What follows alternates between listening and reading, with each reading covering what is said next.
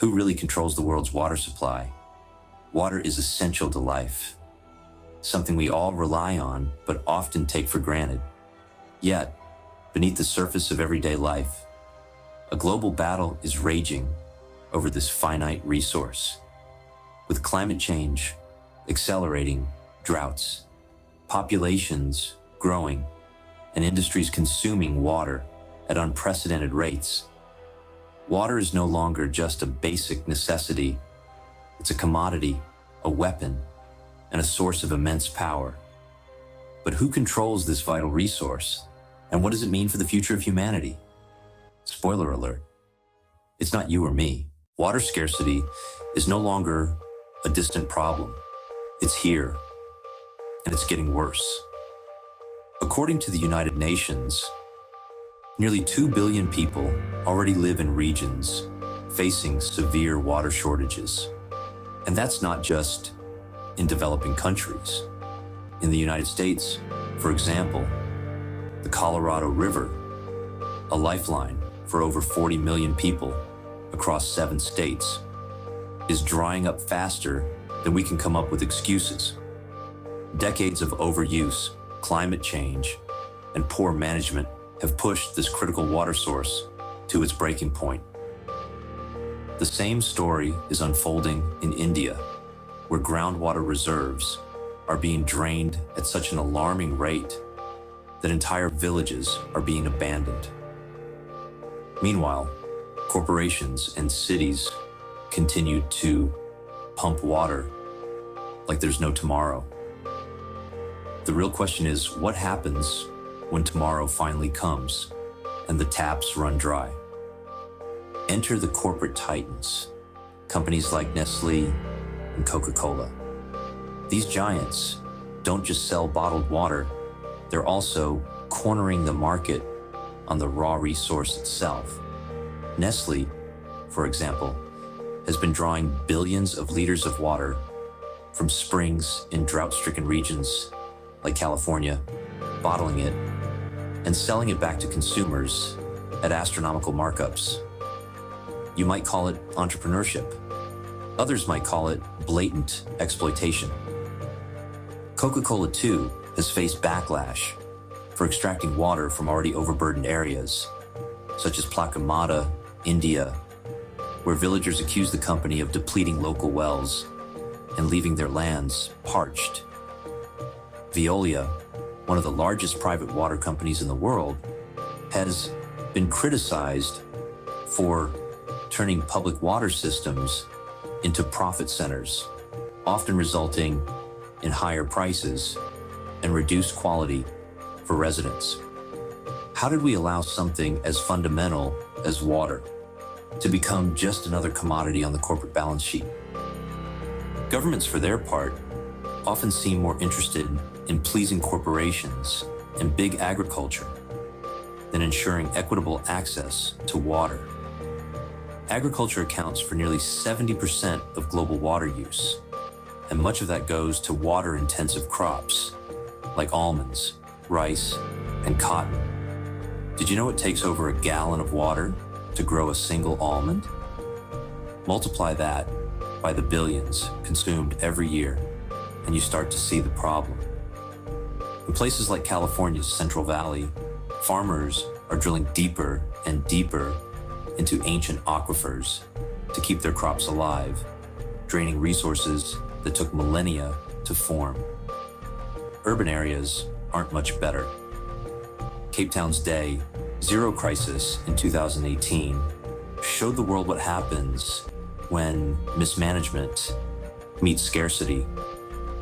While the wealthy installed private wells and hoarded supplies, the poor were left to queue for their daily rations. It's almost like the slogan was, water for some, but not for all. On the global stage, water is becoming a flashpoint for international conflict. The Nile River, which sustains 11 countries, has been a source of tension for decades. Ethiopia's construction of the Grand Renaissance Dam has Egypt sounding alarms, claiming it threatens their water security. Similar disputes are happening over the Mekong River in Southeast Asia and the Tigris-Euphrates in the Middle East. These aren't just squabbles, they're geopolitical standoffs with enormous stakes. Imagine living in a world where the phrase water wars is no longer a dystopian movie plot, but a nightly news headline. And then there's climate change, the not-so-silent partner in this crisis. Rising temperatures are melting glaciers, the primary water source for over 1 billion people across South Asia. Rivers like the Yangtze in China and Lake Chad in Africa are shrinking, and weather patterns are becoming more unpredictable. The result? Droughts, floods, and a global water cycle thrown completely out of balance.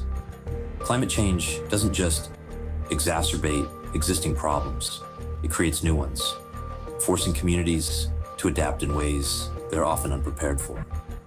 How do we plan for a future where water scarcity is no longer the exception, but the rule? Technology offers some potential solutions, but it's not a silver bullet. Desalination plants, which turn seawater into fresh water, are gaining traction in countries like Israel, Saudi Arabia, and Australia. These facilities can provide a reliable water source, but they're expensive, energy-intensive, and produce brine waste that can devastate marine ecosystems. Advanced irrigation techniques, like drip systems, can significantly reduce water use in agriculture, but they're often inaccessible to small farmers in poorer regions. Water recycling, or toilet-to-tap systems, is gaining traction in places like Singapore and parts of the US, but the idea still faces significant public resistance. How do we scale these solutions without leaving vulnerable populations behind? Grassroots activists and communities aren't sitting idly by. In India, local groups have successfully shut down bottling plants accused of depleting water supplies.